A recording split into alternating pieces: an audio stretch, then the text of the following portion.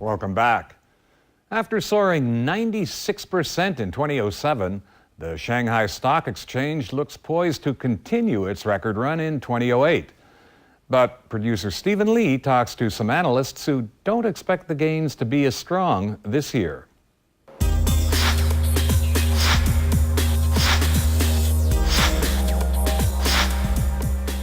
If you look at the fundamentals in China, I think the Chinese economic growth will be fairly strong.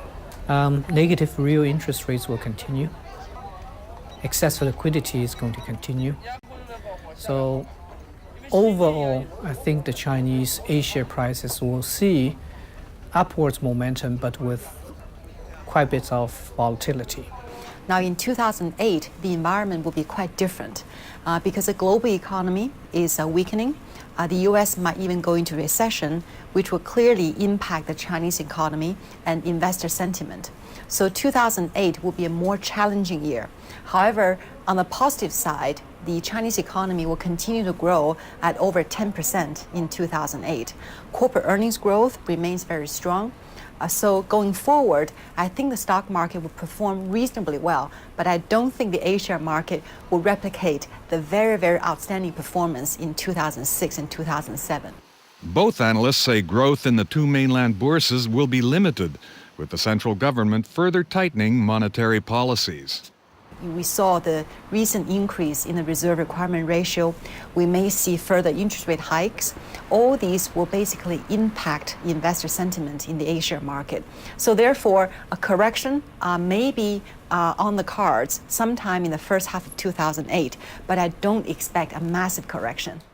Ulrich expects the Shanghai Composite Index to rise around 15 to 20% this year. The long-awaited through train that will allow mainlanders to invest directly into the Hong Kong stock market is also expected to be launched sometime this year. Probably will be watered down substantially, but the overall size and entry barrier, in my opinion, probably will be adjusted quite substantially. When the plan was announced in August, speculation was that up to $100 billion could be invested in Hong Kong stocks. I think the government will be very cautious when they introduce a through train program. They probably will limit the program to a few select cities, to a few select brokers. Now, a few things need to be put in place before the through train program is introduced. Number one is investor education. Number two is a mechanism for risk management. The central government is also expected to continue introducing austerity measures to curb the overheated property sector.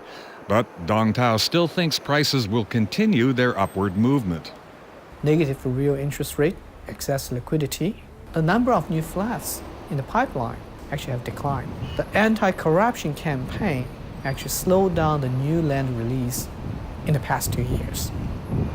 The austerity program virtually stopped all the bank lending to the property developers.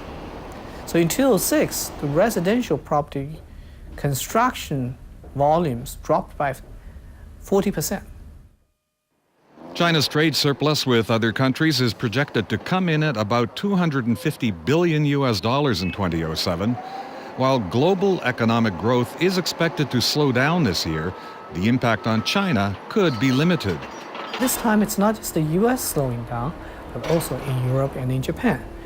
So I suspect the Chinese exports probably will see a quite substantial deceleration. In 2007, we project 27% of export growth. In 2008, we look for 16%. But it will have much less impact to China's headline GDP growth because China has a lot of domestic demand. China's trading partners have been pressing the country to hasten the pace of yuan appreciation. The currency has strengthened to an all-time high at below 7.3 to the US dollar. We expect continued gradual appreciation of the Chinese yuan. In the last 2.5 years, since July of 2005, the Chinese yuan appreciated about 10% against the US dollar. But over this period of time, the yuan actually depreciated against many other currencies, including the euro, including many Asian currencies. So in 2008, our outlook is for gradual appreciation of the RMB rather than a one-off large revaluation. Interest rate hike probably is not enough to really control the liquidity. And also you got to do something to control the liquidity from the source. Why China has such a massive liquidity? I look for the renminbi to appreciate 10% against the US dollar in 2008. The government has already quickened the pace of revaluation, the yuan strengthening by more than 2% in the last 2 months. Last month, we asked two market